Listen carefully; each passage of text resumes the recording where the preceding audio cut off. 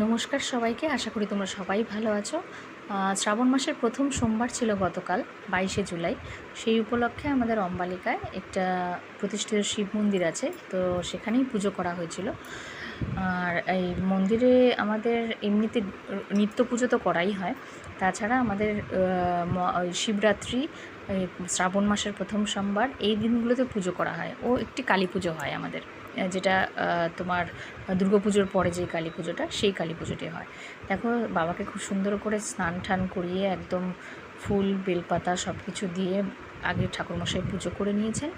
আর নিচে এখন চলছে যজ্ঞ, কেন কি ভেতরে জায়গা খুব কম, তাই 28টা বেলপাতা দিয়ে যে একটা একটা করে আহুতি দিয়ে যে যজ্ঞ করা হয়, সেই যজ্ঞটাই চলছে। দেখো, সব জিনিসপত্র নিয়ে উনি নিচে বসেই যজ্ঞ করছেন। আর পুজোটা হওয়া ঠিক শেষ মুহূর্তে 2টো প্রায় বাজে, তখনই একদম ঝমঝম করে বৃষ্টি নামলো।